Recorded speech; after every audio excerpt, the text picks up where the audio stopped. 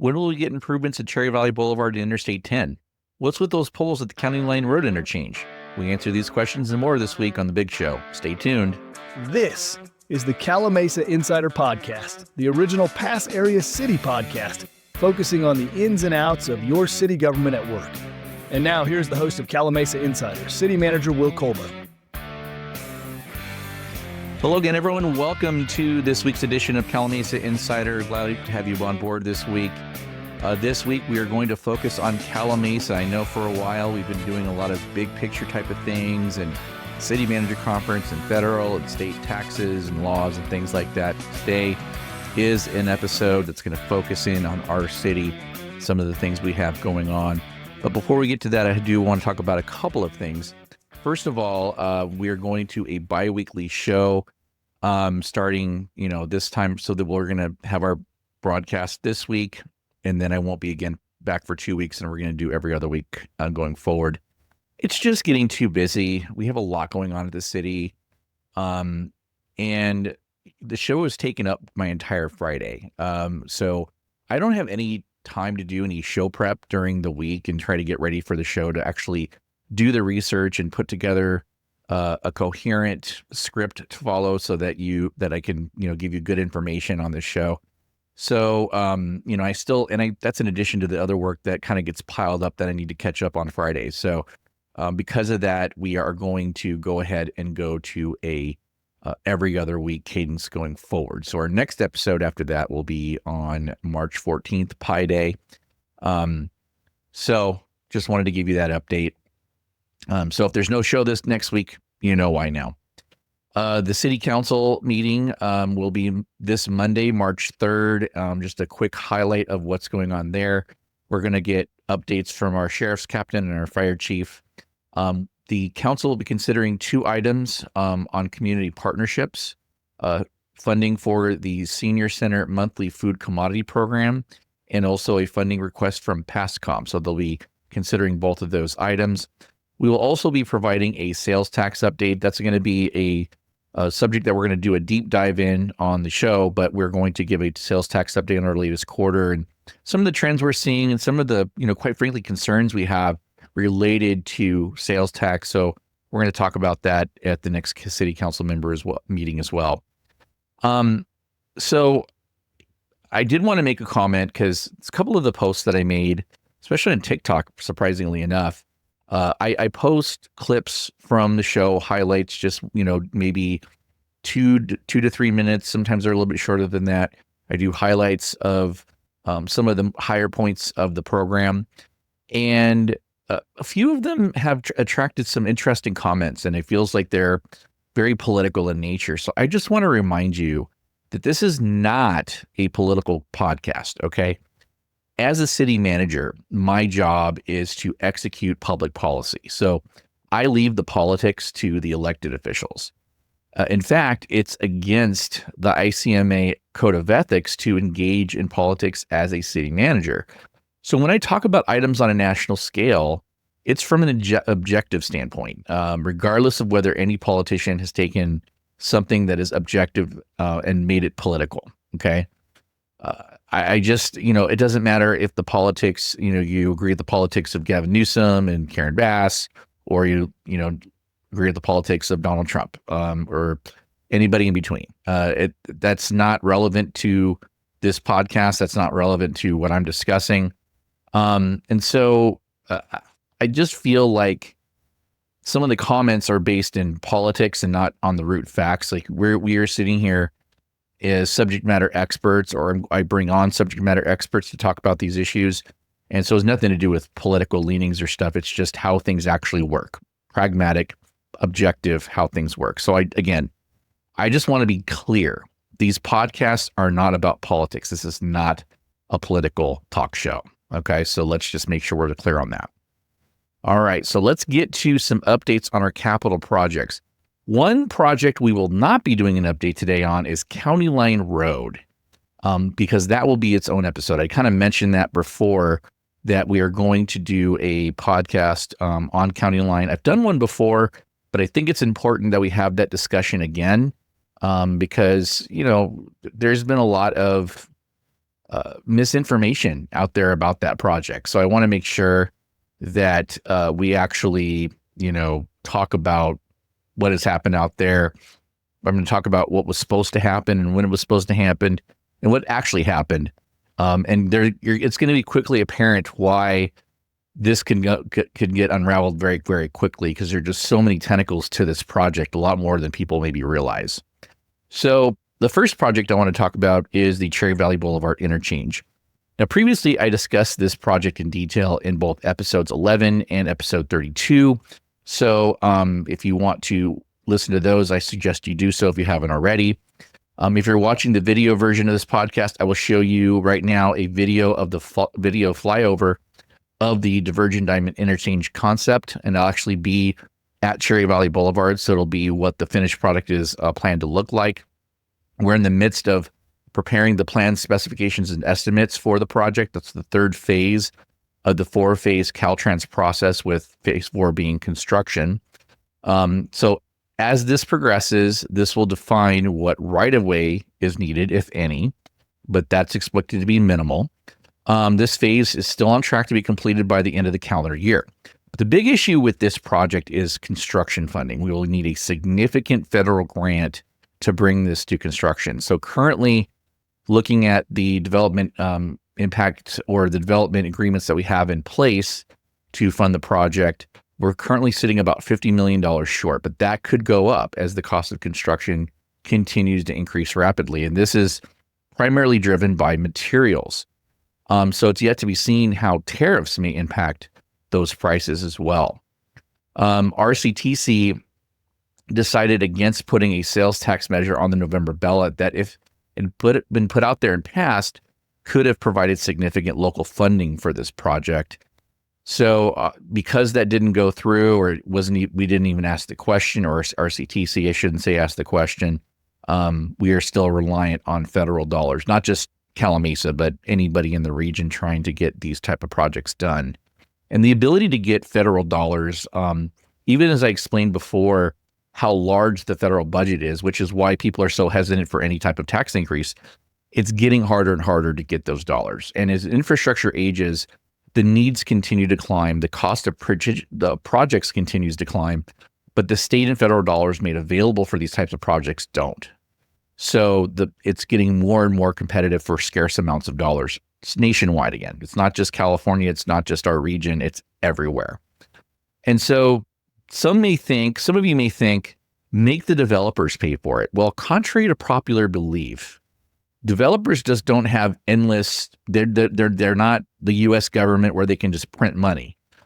Whatever they build is sold at market value. So if their cost to develop exceeds what they can sell for, they're not going to build. And without building, they don't pay impact fees, and we're legally limited to when we can require those payments.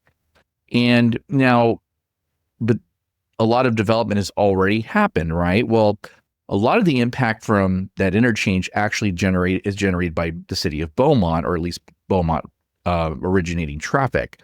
So that's a contributing factor where we are today, because it can be attributed to what happened there prior to 2016 with Alan Kampanicus and friends. As if you've lived here for a while, you know what I'm talking about. So given these realities, we have looked at other cities that have been successful in getting large federal grants. And matter of fact, our city engineer, Mike Thornton, and I met with the leadership of the city of Temecula recently. They secured a federal grant of $50 million just a few years ago. And that is one of the funding sources being used for the construction at the southern end of Interstate 15 and 215, that interchange. If you've been down there lately, you've seen all that construction. We've had multiple meetings with Congressman Ken Calvert and his staff to enlist their assistance in securing funding. The mayor and I will be heading to Washington later this year to meet with the Department of Transportation and our congressional delegation and others that might be able to help assist us in putting funding together for this project. So this project also includes a realignment of Calimesa Boulevard at Cherry Valley Boulevard. We are actively working on that project, and funds for that one are done. We have the funding available already, and this will be through a combination of developer contributions and RCTC TUMF funding. So on to the Singleton Road interchange. I always tell people that Calimesa has 3.5 interchanges, which always prompts the question, what does that mean? And that's kind of my intro to this project. So for whatever reason, when the state built Interstate 10 through our area in the 60s, they only fully built the westbound off-ramp and eastbound on-ramp. It appears they graded the other 2 ramps, but never built them for reasons nobody knows today. This project will complete that work, just 60 years late, not a big deal, right? Just, better late than never, I guess. But it consists of 2 elements. Of course, adding the missing ramps, and this will include installation of traffic signals at each set of ramps and a realignment of Calimesa Boulevard. And so the realignment, like the one at Cherry Valley Boulevard, is a Caltrans requirement, as their current standards require a separation of at least 500 feet from other intersections. So clearly that was not a requirement when the freeway was originally built. There's a lot of examples of that. I think the most notorious one, in my opinion, is 6th Street at, I don't know, the 6th Street or 6th Avenue at Beaumont Avenue, right next to the Interstate 10. I mean, the intersections are right there. And there's another street on the other side of the freeway that's right next to that intersection. So it does cause a lot of issues. The realignment, by the way, will also add a traffic signal at the intersection of Singleton Road and the new Calimesa Boulevard. So this work was originally supposed to be done by the developer of Oak Valley Town Center. That's Oak Valley Development Company. But with the bankruptcy of that developer, we had to figure out another way. So, and this is important context too, because the engineer hired by OVDC, who was recommended to them by Caltrans, by the way, did really poor work and didn't get along with Caltrans. So it created a bunch of issues. So now we've taken over the project, and our engineering team has had to do a significant portion of the work again. They've had to correct. There were thousands and thousands of corrections that Caltrans provided to that work that they're having to go through. So for the missing ramps, our timeline has us completing the engineering work by the end of the year and getting through the Caltrans process ready for construction, within construction starting in early 2026. For the realignment, engineering plans are complete. We're in the midst of right-of-way acquisition, and we'll go out to bid for the project when the right-of-way is secured. And our goal is to be out to bid by either late spring or early summer for that portion of the project.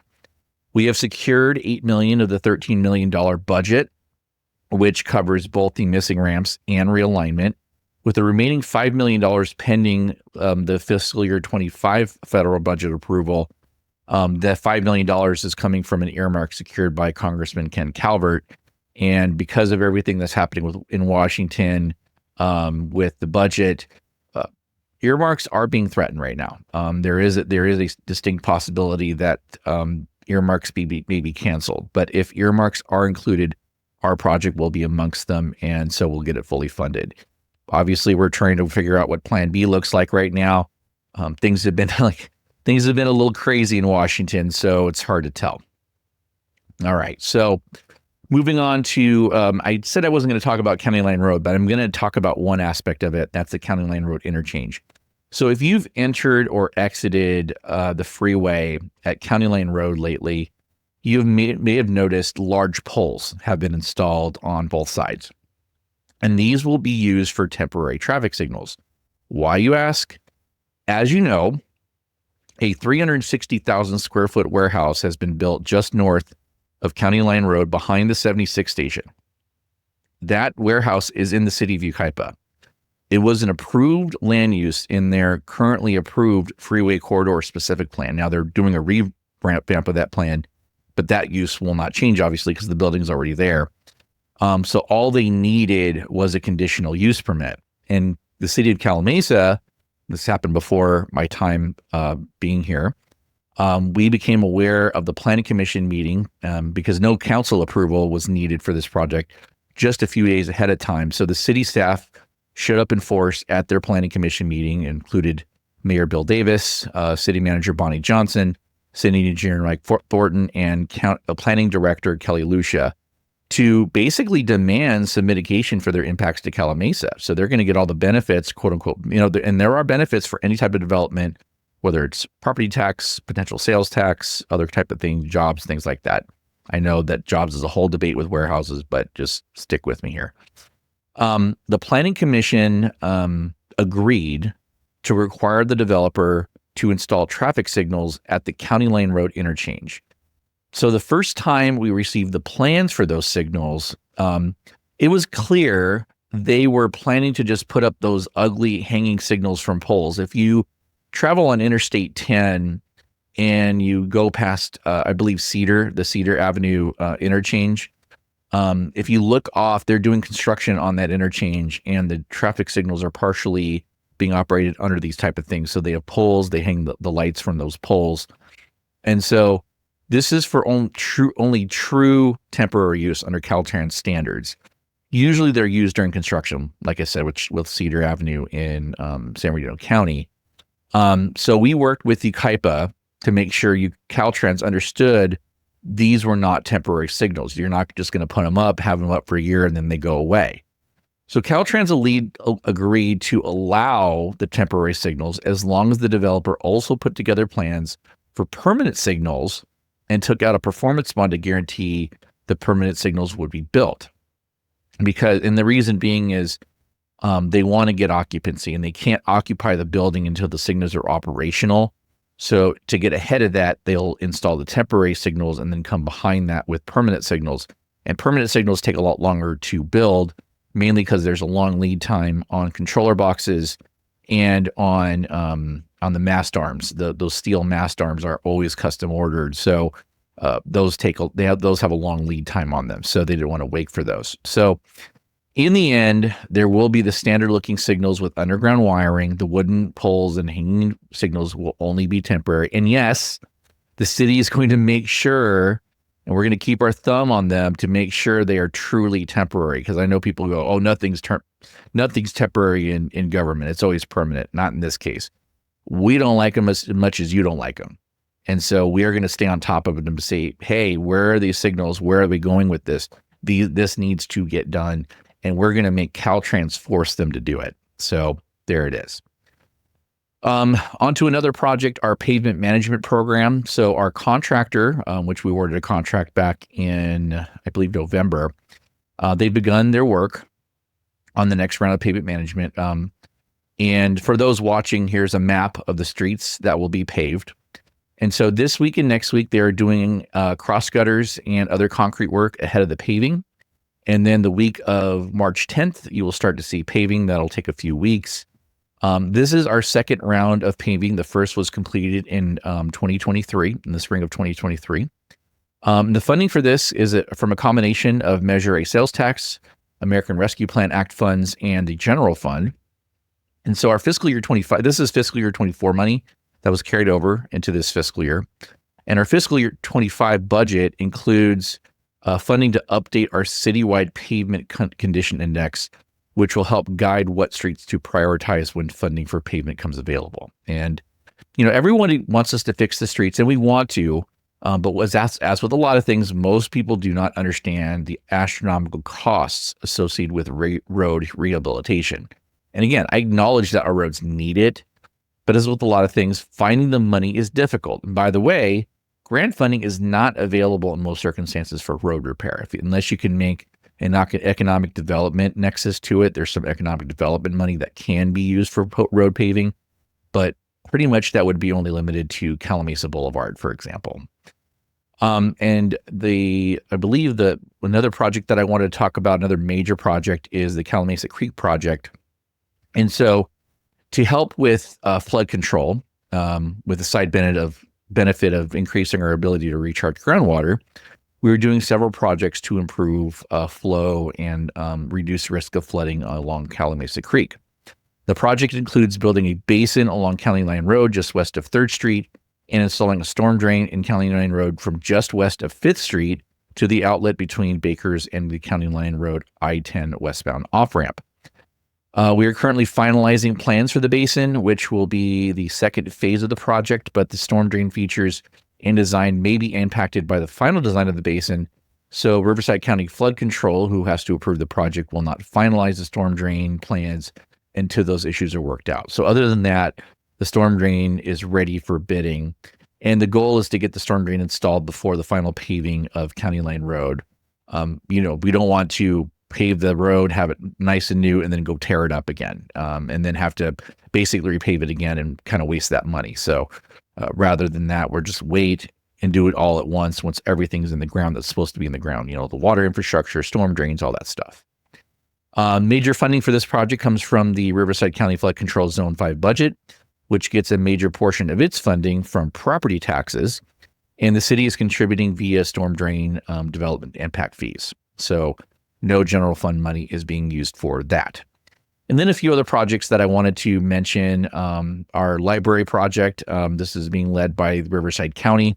The city's contributions are from library donations and library development impact fees. It's making great progress and it's still on track to be completed this summer.